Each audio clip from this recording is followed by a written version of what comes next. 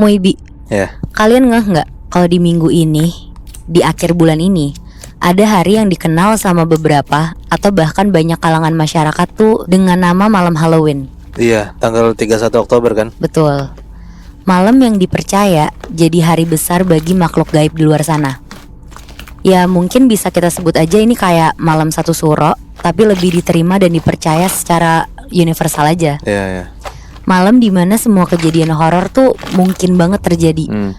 Nah maka dari itu, apapun pengalamannya, apapun sosok setan yang dihadapinnya, kita ceritain malam ini.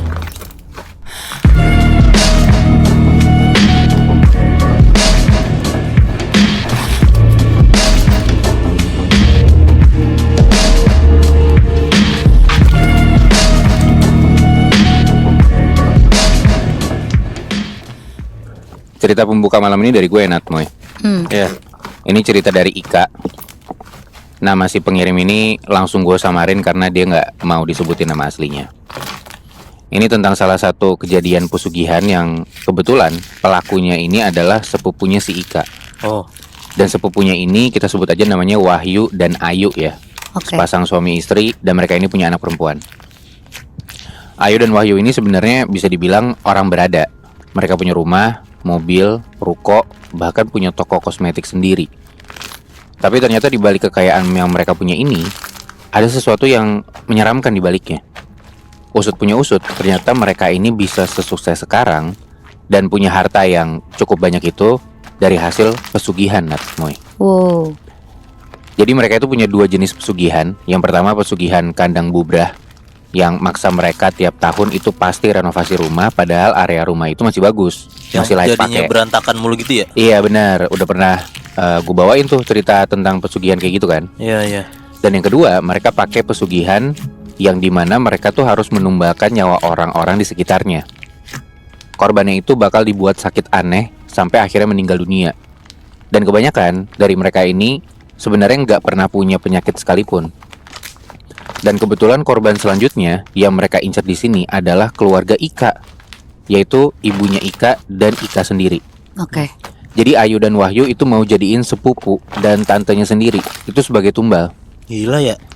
Ini kejadiannya di tahun 2015. Jadi awal-awal kejadian si ibunya Ika ini ngeh kalau keluarganya tuh mau dijadiin korban tumbal pesugihan akibat ada satu insiden di mana rumah dia tuh diteror berkali-kali. Teror pertama, ceritanya si ibunya ini baru pulang kerja di waktu maghrib. Awalnya normal, sampai tiba-tiba aura di depan rumahnya itu jadi dingin gitu aja. Dan pas ibunya masuk ke rumah dan mau nutup pintu, di situ dia ngeliat kalau di depan rumah pojok sebelah kiri itu ada sosok perempuan rambutnya panjang, postur tubuhnya tinggi, tapi nggak normal. Oke. Mukanya hancur dan banyak belatungnya, Nat. Terus lidahnya tuh beneran panjang sampai nyentuh perut gitu. Sosok ini cuma ngeliatin ibunya Ika aja, kayak mau mangsa gitu. Ih. Dan ngeliat kejadian itu, ibunya Ika tuh ya notabene-nya punya sense gitu ya, buat berkomunikasi dengan mata batin. Akhirnya nyari tahu siapa yang ngirim sosok itu. Dan setelah beberapa saat diem, sosok itu akhirnya menjawab sambil cekikikan, bilang, "Keponakanmu," kata gitu. Ibunya Ika awalnya kaget banget dan tanpa pikir panjang, dia langsung lari masuk ke rumah, terus nyiapin garam krosok, daun kelor, dan kunyit parut. Semuanya dicampur, terus langsung disiramin ke semua arah sekitaran rumah, bahkan di tempat si sosok hantu tadi sambil baca doa. Setelah penyiramannya selesai, untungnya sosok ini hilang dan kehidupan akhirnya berjalan normal lagi. Nah ternyata nggak berhenti sampai di situ. Ada satu malam, di jam 1 malam gitu ya, pas semua orang tuh udah pada tidur, tiba-tiba Ika denger di kamar ibunya ada suara jeritan lirih kayak orang lagi kena cekek.